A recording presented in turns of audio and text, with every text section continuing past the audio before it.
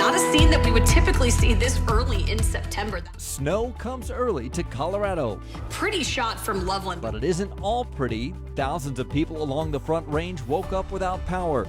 Luckily, this heavy, wet snow won't stick around much longer. So we do have a nice warm-up in store. And that means our roller coaster weather continues with the return of summer very soon. And thanks for joining us on Denver 7 News at 11. I'm Brian Sanders. Our Denver 7 Weather Action Day continues right now, and so do the cold temperatures and some snow flurries out there. The problem that this early snowstorm brought with it will stick around for another day as well. The heavy, wet snow has brought down tree limbs, causing power outages for thousands of people across the metro and up in Boulder and Greeley as well. Xcel Energy crews have been working to restore power for close to 10,000 people, including those in Lakewood, where Denver 7's Eric LUPHER has been monitoring the outages today. What's the status now, Eric? Well, what's funny here, well, not funny, an interesting part about what's happening here this morning off of Garrison, this four-way stop here at Garrison and 10th, the lights were working, but that's only because this generator that you're about to see was running. Well, it's not running anymore, so now we've got a dangerous intersection here that doesn't even have flashing lights for a four-way stop. Xcel says the Denver West metro area was one of the hardest hit by this storm. 8,200 customers without power reside in this area alone. These storms are usually what we get in April-May timeframe. Not this time. A late summer cold blast dropped this wet, heavy snow onto trees full of leaves. The weight of the snow on all of those leaves causes for trees and branches, mostly branches, breaking, and that potentially has the challenges with hitting into our distribution electric lines. I caught up with a utility contractor before sunup in one Lakewood neighborhood. The crew went street by street, slowly restoring power. It's not a fast process, and even with the 500 employees and contractors that were on standby overnight, they can't be everywhere at once, which is why Xcel's outage map won't be clearing up anytime soon, especially in the Denver West area and San Luis Valley. When we woke up this morning, we saw an increase in outages both in those areas more so than any other place in our service territory in Colorado. And here off Garrison and 10th, I'll probably be the one calling Xcel to let them know that that generator is not working anymore. And again, this is just a very dangerous intersection right now, and this is what people are going to be dealing with through the day here. Pack your patience. May be a while before the lights go back on for some as crews work hard to restore power. I'm Eric LUPHER, Denver 7. All right, thank you, Eric. And meteorologist Lisa Hidalgo has kept us prepared for this early September storm. We are still hunkering down today, hiding out from the cold weather. When do we get summer back? It comes back this weekend. You've got a few more days, though. It's going to take some time to warm up. It's not going to happen overnight, but we've got a little lingering snow out there. You can see from satellite and radar a few flurries, a lot of cloud cover, and it is cold. This morning, 31 degrees. Right now, we're looking at 33, so hasn't warmed up much, but look at the difference at City Park. If you were watching this morning, that was snow covered there at the grass, and now it is already starting to clear up. So it doesn't take much here in Colorado. If you're new to the state, it doesn't take much to get some of the snow to melt. We're going to see a lot of it out of the trees by this afternoon. Right now, close to freezing, 32, 31, 33 in most cities. Look at the mountains, 20s. It feels more like 20s when you factor in the wind, so it's going to be a pretty chilly afternoon for us. Highs will be in the low to mid 40s, but that will be enough with even a little bit of sunshine poking out later in the day to help melt a lot of this. We're going to get even more melting this weekend. I'll show you just how much warmer it gets by Saturday coming up.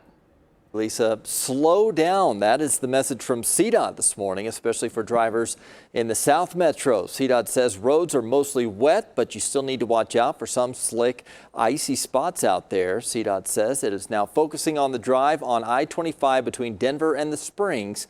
Crews are out treating roads. They're plowing where it's needed, and they're asking drivers to do their part as well. So stay safe and be smart behind the wheel. We're already seeing the effects of snow on Colorado's major wildfires. The Pine Gulch, which is the largest in state history, is now 95% contained. Crews expect full containment in less than a week. The Grizzly Creek fire is also nearing full containment with just 9% to go. The Williams Fork fire west of Winter Park is still just 10% contained at more than 12,000 acres, and firefighters at the Cameron Peak fire say this storm will go a long way to help crews but it won't fully put out the flames. The Cameron Peak fire grew more than 75,000 acres this week in Larimer County, becoming the fourth largest fire in state history. It is still just 4% contained at more than 102,000 acres. Also, don't forget you can get live weather and traffic updates on demand. Just search for the Denver7 channel on your Roku, Apple TV, Android, or Amazon Fire Stick and start watching anytime. As drug companies pledge to maintain safety standards as they rush to find a vaccine for the coronavirus, a major study is on hold this morning. ASTRAZENECA and Oxford University found an adverse reaction in one of its research volunteers. The news that there was a serious adverse reaction that halted the trial of one of the most promising vaccines, one that we've heard a lot about, is exactly why you have to take things carefully with vaccines. They're not toys. The vaccine's first two trial phases were successful, but in phase 3, more than 30,000 volunteers are testing the vaccine, and researchers don't know yet if the reaction seen in one of the volunteers is a coincidence or caused by the vaccine. So the trial is on hold until a safety evaluation is complete. We know many of you are unsure about getting the vaccine once it comes out, or maybe getting it at all. Typically, when a vaccine is tested, you're not deliberately exposed to the virus, but some people are not only volunteering to get the vaccine, they're volunteering to test it with an actual exposure to the virus. It's called a human challenge trial. The idea behind human challenge trials is that we can quickly narrow the field of promising vaccine candidates by administering a vaccine to volunteers and then deliberately exposing them to the virus. Within a few weeks, we'll have a good sense of whether or not the vaccine is actually effective.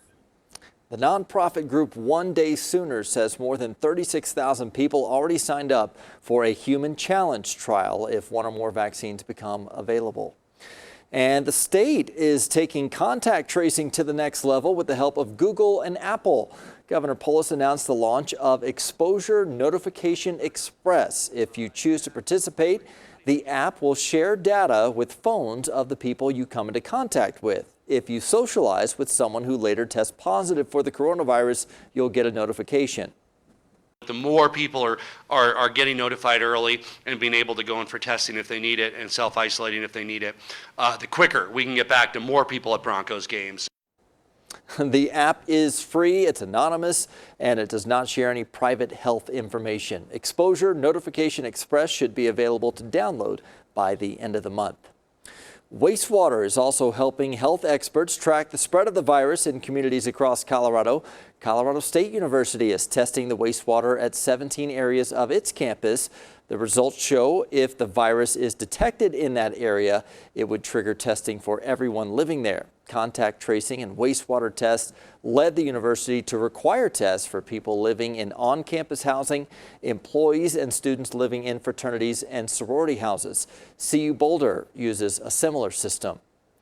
We've heard the concern from health officials nervously awaiting flu season to merge with the pandemic. Starting next week through the end of October, doctors say it's prime time to get a flu shot. Doctors say the flu shot not only protects you, it can also help protect people around you, and it may have an unexpected benefit.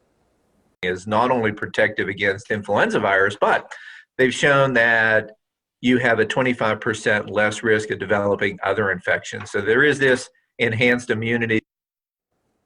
Clinics are starting to put out signs saying flu shots are available, including Safeway stores. The chain launches drive-through flu shot clinics today. Doctors hope the same preventions we're taking with the coronavirus will also help prevent the flu.